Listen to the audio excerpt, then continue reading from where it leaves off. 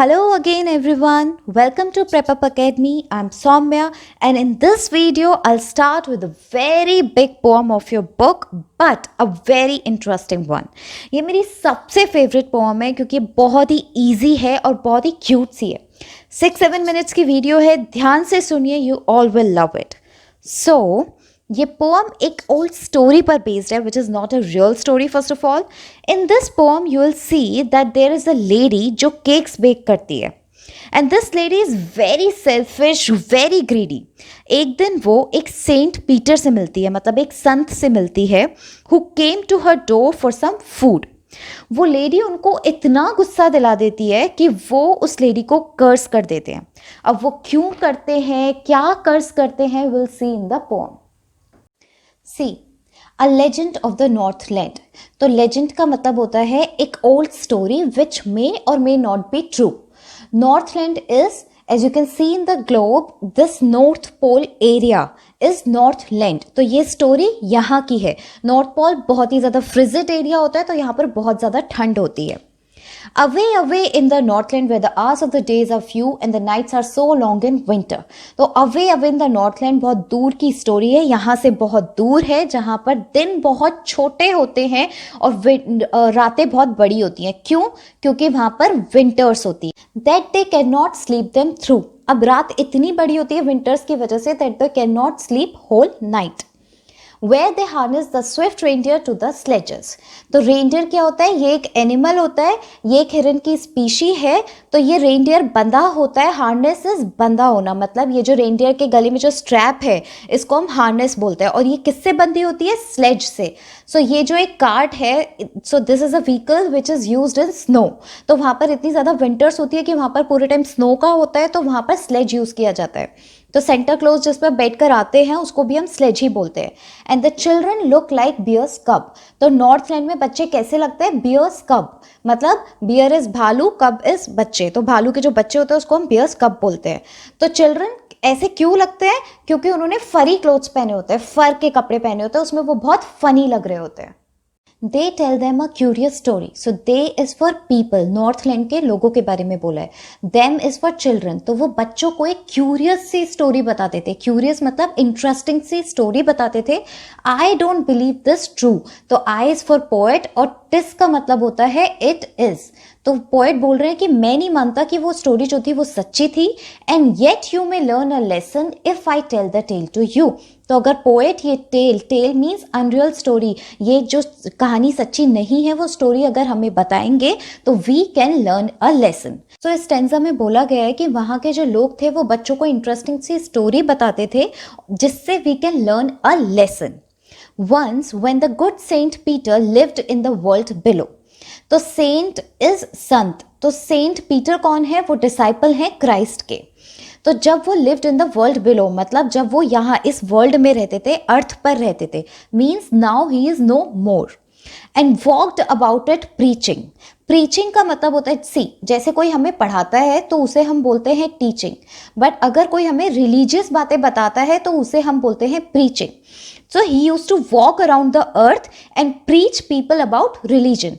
Just as he did, you know. Means everyone knows that disciple of Christ used to preach people. अब यहाँ से ये curious story start हो रही है. He came to the door of a cottage in traveling round the earth. So while he was traveling round the earth, जब वो पूरी अर्थ का ट्रेवल कर रहे होते हैं अर्थ पर, तो वो एक कॉटेज पर पहुंचते हैं जहां पर एक लिटिल विमेन वो केक बेक कर रही होती है. और वो अपने केक्स कहां पर बेक कर रही होती है? हर्थ पर. Hearth is a fire place. तो वो उस फायर प्लेस पर अपने केक्स को बेक कर रही होती है.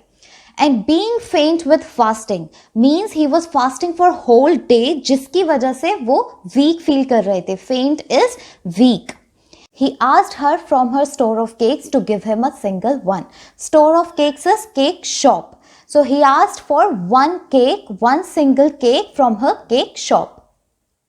So she made a very little cake. तो जब सेंट पीटर उस लेडी से एक केक मांगते हैं तो वो लेडी एक बहुत ही छोटा सा केक बनाती है. But as it baking lay means when she baked that cake, she looked at it and thought it seemed too large to give away. So means seemed means look. तो जब वो उस केक को बनाती है और वो उसको देखती है तो वो सोचती है कि ये तो बहुत बड़ा केक है किसी को फ्री में देने के लिए। Therefore she needed another, इसलिए वो एक दूसरा केक बनाती है। अब देखो यहाँ पर दो वर्ड्स हैं, नीड और डो। तो नीड का मतलब होता है जब हम आटा गूंथते हैं उसको हम बोलते हैं नीड, और जब गुथे हुए आटे को हम बोलते हैं डो। तो dough is a mixture of flour and water. Therefore she needed another and still a smaller one. तो वो एक दूसरा केक बेक करती है और वो जो दूसरा केक होता है वो पहले वाले से भी छोटा होता है। But it looked when she turned it over as large as the first had done. तो जब वो टर्न करती है और उस केक को देखती है तो उसको ऐसा लगता है यार ये केक तो उससे भी बड़ा केक है, तो ये तो मैं फॉर श्योर नहीं दे सकती। Then she took a tiny scrap of dough. इस बार वो क्या करती है कि जो डो उसने बनाया था केक के लिए उसका स्क्रैप उठाती है, मतलब कि वो थोड़ा बहुत जो केक आटा जो आसपास बच जाता है उसको उठाती है एंड रोल्ड इट फ्लैट, और उसको एकदम फ्लैट बना देती है एज अ वेफर। जैसे वेफर बहुत पतला होता है उतना वो उस डो को बनाती है और फिर उस केक को बेक करती। But she couldn't part with that, means she wasn't able to give that cake as well. इतना छोटा सा वो सिर्फ स्क्रैप लेती है और वो केक भी नहीं दे पाती। सो इन तीनों स्टैंजा से हमें ये पता लगता है कि वो जो लेडी है, that lady is very selfish, very greedy and a very माइजर person.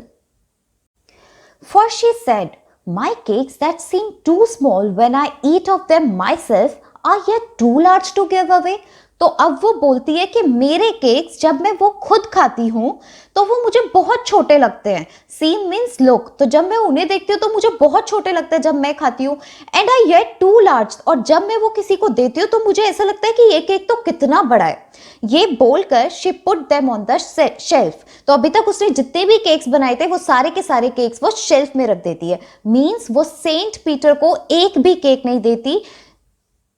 अब जब वो लेडी एक छोटा सा पीस भी सेंट पीटर को नहीं दे पाई, so then good Saint Peter grew angry, for he was hungry and faint.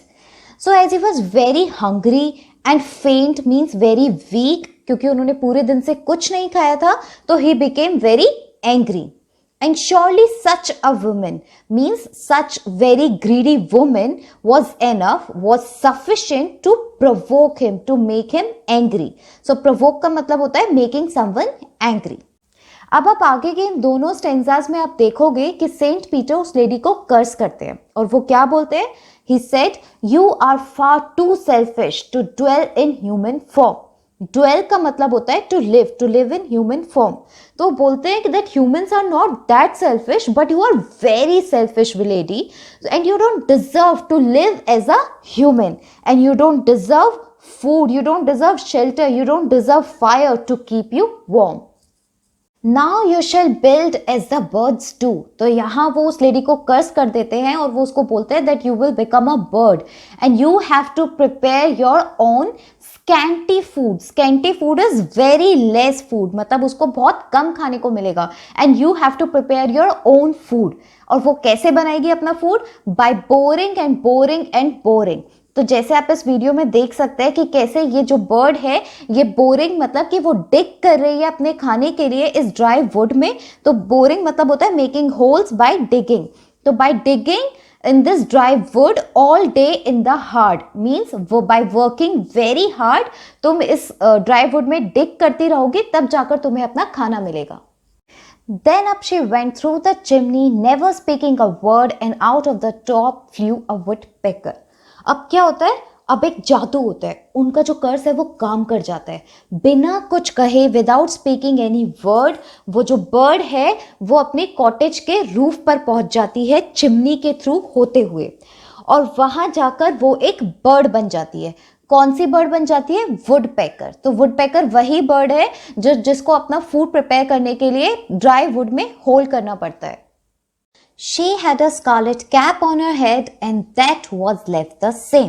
तो स्कारलेट क्या होता है? रेड कलर को हम स्कारलेट बोलते हैं। ओके, तो यहाँ पर क्या बता रहे हैं कि जब वो ह्यूमन थी तब उसने एक रेड कलर की कैप पहनी हुई थी and when she changed into a bird that red cap was there on her head but all her clothes were burned. काले हो जाते हैं as a coal and every country school boy means country side के school boy, मतलब rural areas के जो बच्चे हैं उन्होंने उसे अभी भी उसी वुड पर देखा है, मतलब उन्होंने उसे उसी फॉरेस्ट में देखा है जो अभी भी वो डिग कर रही है बोरिंग एंड बोरिंग अपने फूड के लिए। तो वो उसी फॉरेस्ट में है and right now also she is digging for her food. तो इस पोम से ये लेसन मिलता है दैट नेवर बी ग्रीडी और never be selfish and always always help the person who is in need.